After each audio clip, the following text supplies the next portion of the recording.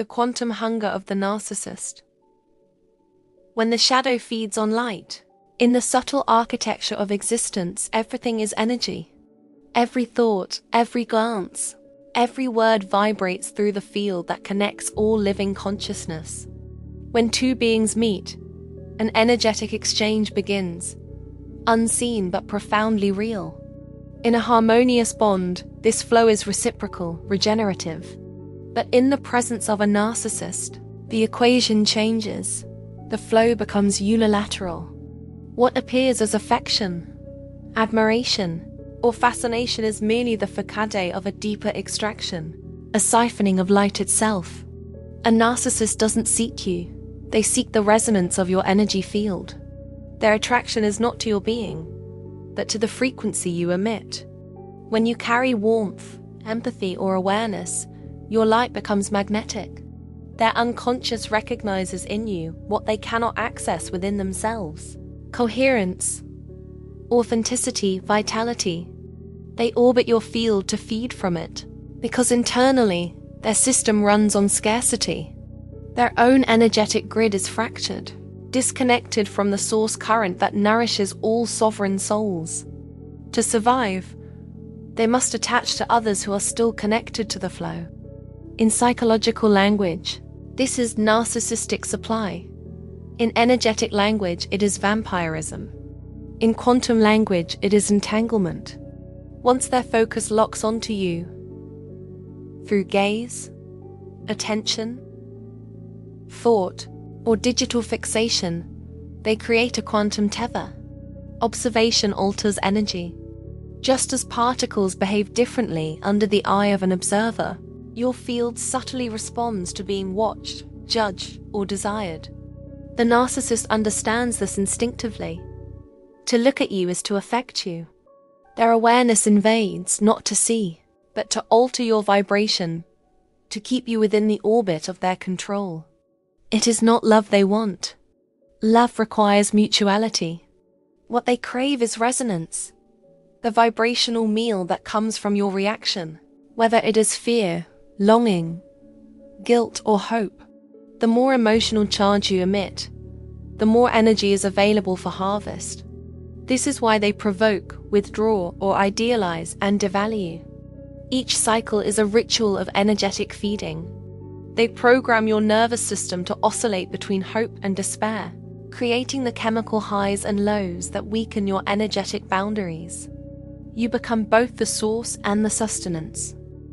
Spiritually, this is the shadow's imitation of divine union. It mimics intimacy but lacks heart. The narcissist cannot connect vertically to the infinite, so they feed horizontally, through others.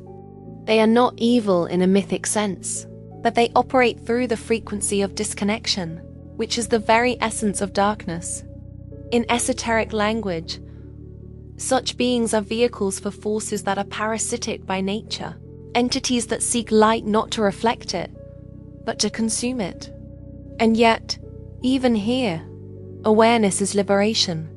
The taboo that keeps many trapped is the belief that the connection is beyond their control, that because the bond feels fated or magnetic, it must be honored. But magnetism is not always sacred. Sometimes it is karmic, inertia, the universe showing you where your boundaries dissolve. When you understand this, you begin to reclaim sovereignty. The field responds instantly when consciousness shifts. The moment you withdraw your attention, the tether weakens. Energy follows awareness. What you no longer feed cannot survive. Quantum healing begins in stillness. You do not fight the narcissist in the outer world. You neutralize their access in the inner one.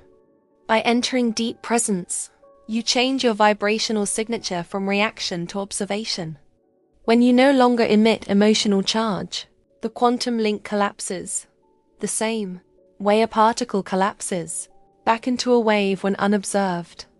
Detachment, then, is not coldness. It is mastery.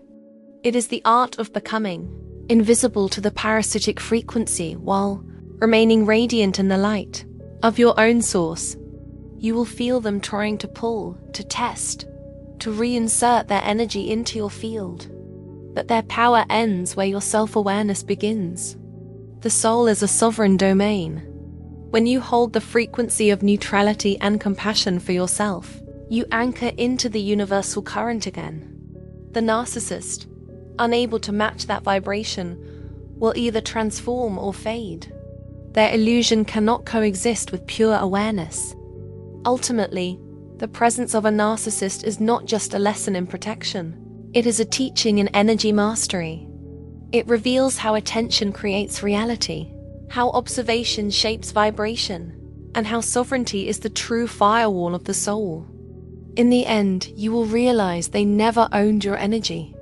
They only borrowed it through your unconscious consent. Once consciousness returns to the throne, the kingdom of your field restores itself to harmony. The true victory is not revenge, nor even escape. It is elevation. To transmute what was once draining into wisdom, to become the observer of all forces without losing your center, is to step beyond duality. You rise from the quantum entanglement not as prey, but as light aware of its own power. Unfeedable, untouchable, and free.